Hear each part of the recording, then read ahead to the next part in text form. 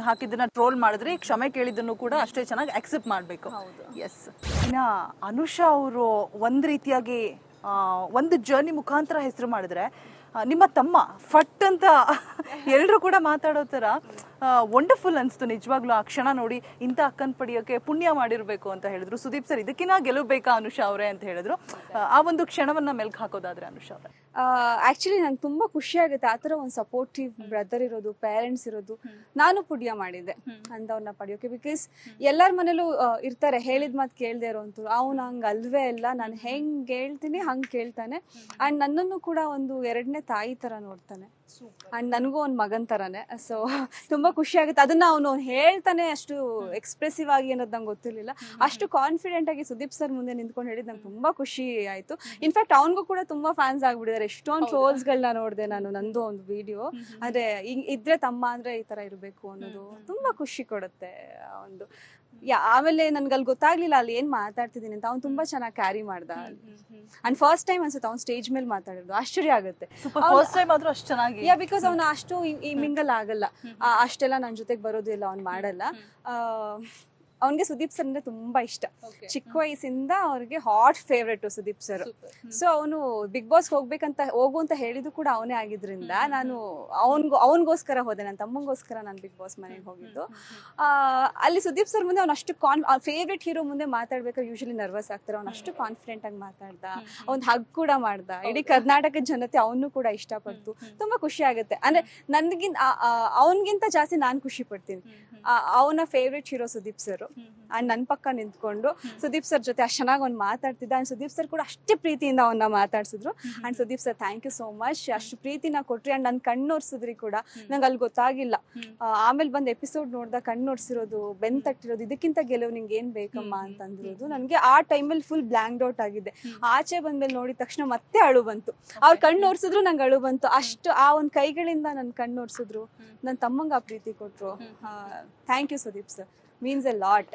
ತುಂಬ ಖುಷಿ ಆಯಿತು.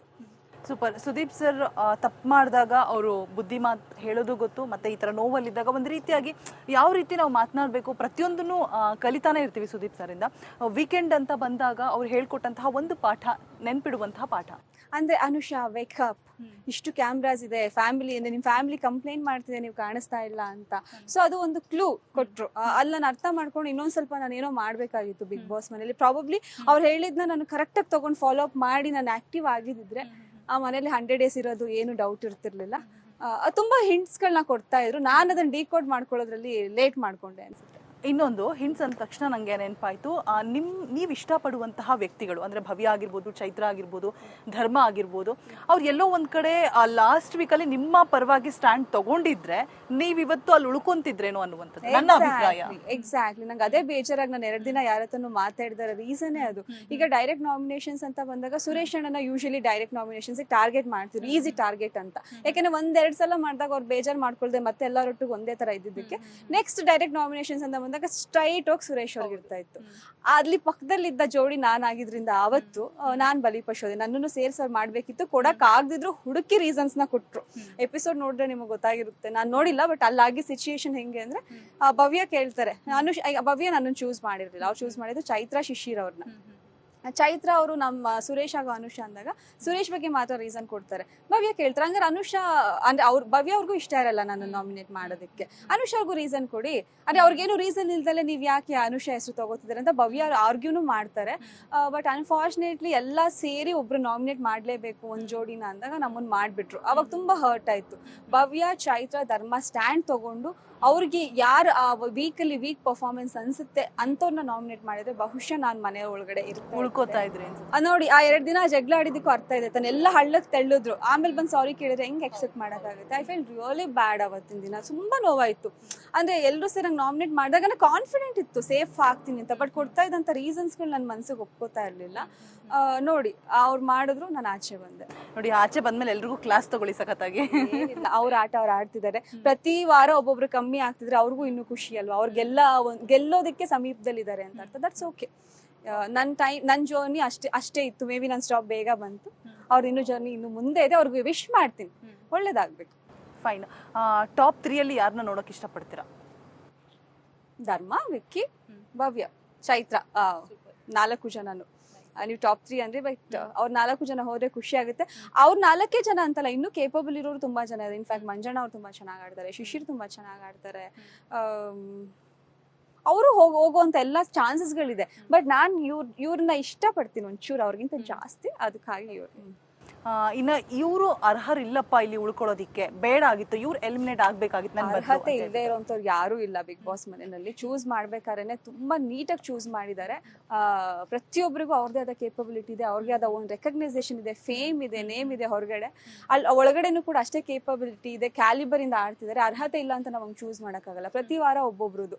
ಈ ವಾರ ಅವ್ರಿಗಿರೋಂಥ ಒಂದು ಟ್ಯಾಲೆಂಟ್ ಅಲ್ಲಿ ವಿನ್ ಆದ್ರೆ, ನೆಕ್ಸ್ಟ್ ವಾರ ನನಗಿರೋಂಥ ಟ್ಯಾಲೆಂಟ್ ಅಲ್ಲಿ ನಾನು ಟಾಸ್ಕ್ ನ ವಿನ್ ಆಗ್ತೀನಿ.